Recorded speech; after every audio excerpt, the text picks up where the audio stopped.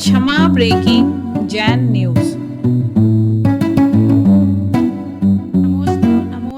नमोस्तु गुरुदेव, हम सब स्कीम नंबर 78 वालों की इच्छा है कि आपके पावन चरण स्कीम नंबर 78 में पढ़ें।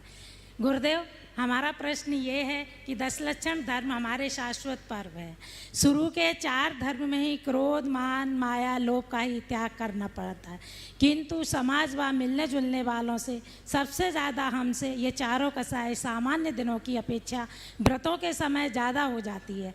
तो इनसे बचने के लिए ऐसा क्या करें कि कसाई भी ज़्यादा ना हो और 10 धर्म का पालन भी अच्छे से हो जाए। देखिए, कसायों से बचना चाहते हो ना, और व्रतों में ज़्यादा कसाय आते हैं। इसकी जड़ बताऊं?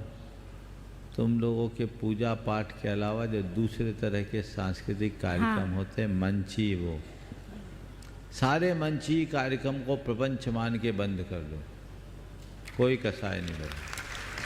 वहाँ धर्म एक तरफ धरा रह जाता है, क्रेडिट की होड़ लग जाती है। जैसे आप लोग सांस्कृतिक कार्यक्रम कहते हैं, मैं उन्हें घोर असांस्कृतिक के रूप में देखता हूँ।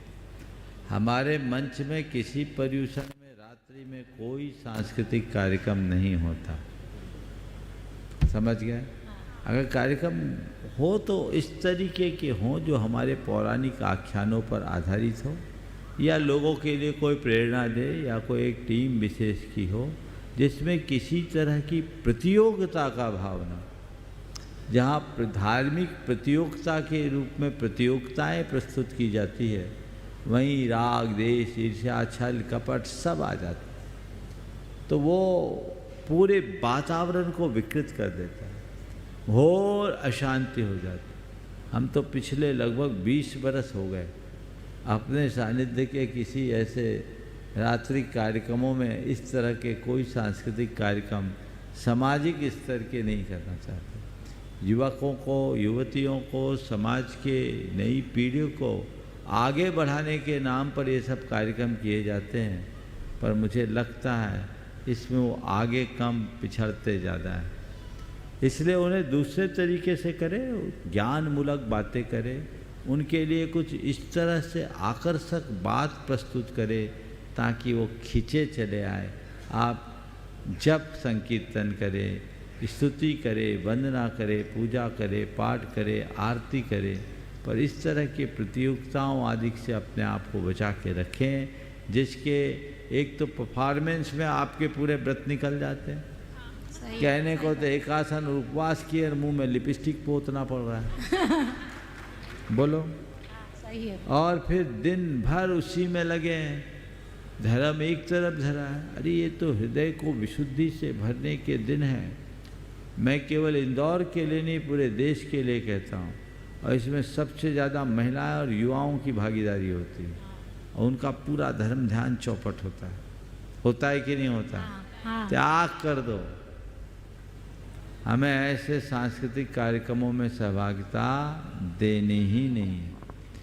बच्चों में इस तरह का आकर्षण उत्पन्न हो, उसके लिए और कई प्रयोग किए जा सकते हैं, जिससे बच्चे आगे बढ़े, वे धर्म को देखे, सीखे।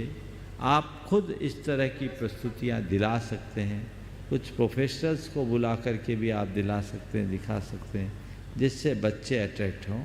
और मेरा मानना है आप सांस्कृतिक कार्यक्रम नहीं भी करोगे तो भी बच्चे आएंगे। सामूहिक जाप कीजिए, सामूहिक पाठ कीजिए, सामूहिक आरती करना शुरू कर दीजिए। प्रतियोगिता से मुक्त समाज को बना लीजिए, सब कुछ बच जाएगा और सुरक्षित होगा सब। मेरा प्रश्न यह है कि यदि परिवार का कोई सदस्य बीमारी के कारण पूर्णतः असहाय है एवं उसको हमेशा देखरेख और सेवा की जरूरत होती है, तो ऐसी स्थिति में मंदिर, पूजा पाठ, प्रवचन आदि को प्राथमिकता देनी चाहिए या कि असहाय सदस्य की सेवा और देखभाल को? देखिए, अगर घर में कोई असहाय सदस्य है और एक तरफ मंदिर, पूजा पाठ आदि का कार्यक्रम है, तो मैं तो ये कहूँगा कि उस असहाय सदस्य की सेवा को ही अपनी पूजा मान करके स्वीकार कर लेना चाहिए। ये बात सदैव ध्यान रखना